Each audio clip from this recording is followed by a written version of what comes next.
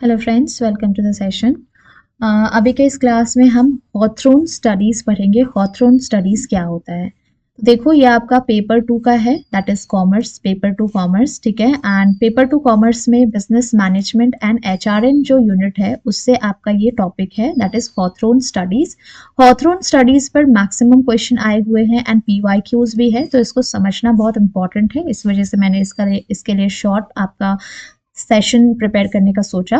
तो हॉथरॉन स्टडीज आपका 1924 में एंड 32 में आया था बाय एल्टन मेयो। आपको हॉथरॉन किसने दिया था? एल्टन मेयो ने दिया था। हॉथरॉन स्टडीज किसने दिया था? एल्टन मेयो ने। ये भी आपको याद रखना है।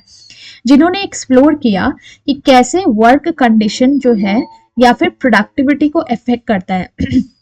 हाउ वेरियस वर्क कंडीशन मतलब क्या हुआ? आप जिस कंडीशन में वर्क कर रहे हो, जैसे कि आप एक ऐसे कंडीशन में वर्क कर रहे हो जहां पे जो लीडर है वो अपना टीममेट से बात ही नहीं करता है, तो वहां पे क्या होगा? बैड वर्क कंडीशन होगा, वहां पे टीम स्पिरिट नहीं होगी।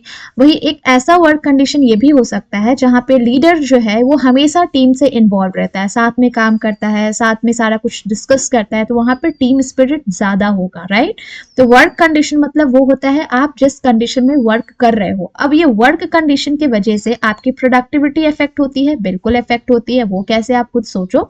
आप एक ऐसा जगह काम कर रहे हो जहां पे आपको बार बार पूछा जाता है, बार बार आपसे बोला जाता है कि हाँ, आप अपना इन्वॉल्वमेंट दो, आप अपने इस तरफ से कुछ आइडियाज दो, आपका भी वैल्यू है यहाँ पे। तो आप क्या करोगे? यहाँ पे मोटिवेटेड फील करोगे। क्या फील करोगे? मोटिवेटेड। एंड ये मोटिवेटेड होने की वजह से आप क्या करोगे? आप अपना प्रोडक्टिविटी को और अच्छा करना चाहोगे, ठीक है। आप अपना प्रोडक्टिविटी को और अच्छा करना चाहोगे।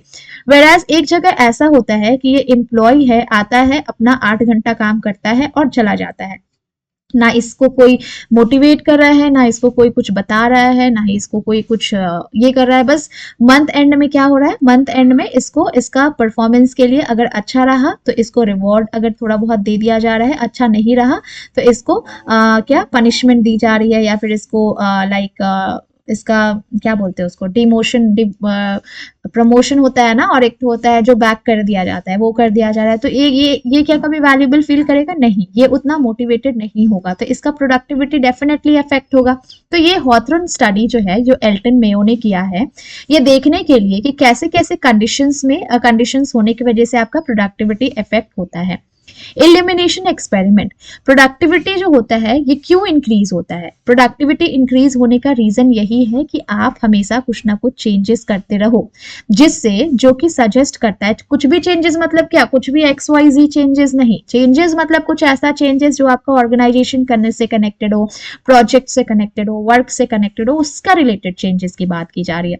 क्योंकि अगर थोड़ा बहुत चेंजेस आप करोगे ना, रिगार्डलेस ऑफ लाइटनिंग चेंजेस, ठीक है, suggesting that factor beyond physical condition influence करता है परफॉर्मेंस को, प्रोडक्टिविटी इंप्रूव होता है, ठीक है। Relay assembly test room studies. Test room studies क्या है? देखो, प्रोडक्टिविटी इंप्रूव हो सकता है अगर हम रेस्ट ब्रेक जो देते हैं ना, लाइक कोई भी एम्प्लॉय रेगुलर 8 आवर्स काम नहीं कर सकता है, कोई भी एम्प्लॉय रेगुलर 9 आवर्स काम नहीं कर सकता है। इसको 1 घंटे का ब्रेक चाहिए, 30 मिनट का ब्रेक चाहिए, सो दैट वो थोड़ा रिलैक्स फील कर सके। तो रेस्ट ब्रेक हो गया, वर्किंग आवर्स में थोड़ा सा ब्रेक देना, ठीक है।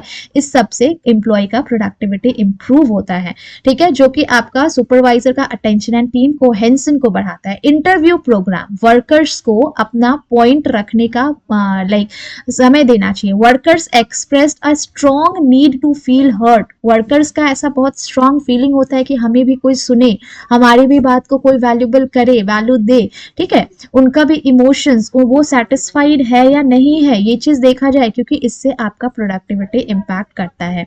Bank wiring observation room study. Workers form करते हैं इनफॉर्मल ग्रुप, अपने ही नॉर्म्स के अकॉर्डिंग, रूल्स के अकॉर्डिंग, ये शो करते हुए कि इन्फ्लुएंस करता है, मीन सब एक दूसरे से कनेक्टेड रहते हैं, तो उससे भी प्रोडक्टिविटी आपका चेंज होता है। फॉर्मल पॉलिसीज, ठीक है।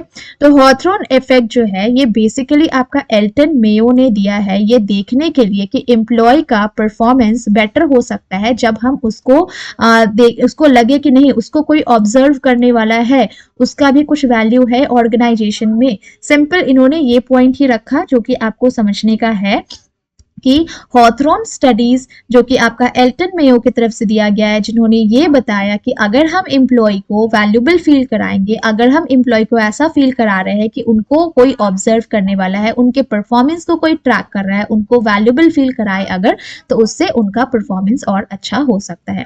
ह्यूमन रिलेशन मैनेजमेंट मूवमेंट, इन्होंने बताया कि सोशल और साइकोलॉजिकल फैक्टर को भी हमें ध्यान रखना है जिससे एम्प्लॉय का प्रोडक्टिविटी अच्छा हो सकता है। ग्रुप डायनामिक, इनफॉर्मल वर्क जैसे कि इंडिविजुअल के प्रोडक्टिविटी एंड बिहेवियर को इन्फ्लुएंस करता है। एम्प्लॉय को मोटिवेशन चाहिए होता है, रिकॉग्निशन, उनका बिलोंगिंग, उनको कोई अटेंशन दे जिससे उनको उनको मोटिवेटेड रह सके और अच्छा परफॉर्म कर सके। तो हॉथरॉन स्टडी जो है ये मैनेजमेंट को पूरा टेक्निकल एफिशिएंसी को इंपॉर्टेंस ना देते हुए एम्प्लॉय को इंपॉर्टेंस देने की बात को सिखाया। Motivation and social dynamic in work place, ठीक है।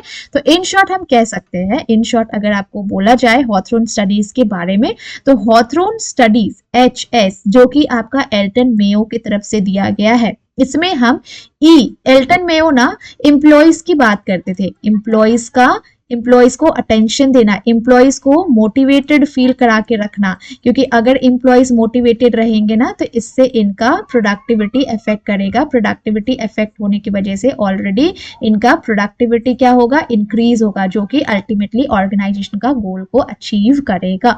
तो ये रहा आपका हॉथरॉन स्टडीज का पूरा पॉइंट। आई होप आपको सेशन अच्छा लगा हो। कहीं डाउट होने से कॉमेंट करना। Kindly like and subscribe as well. Thank you so much.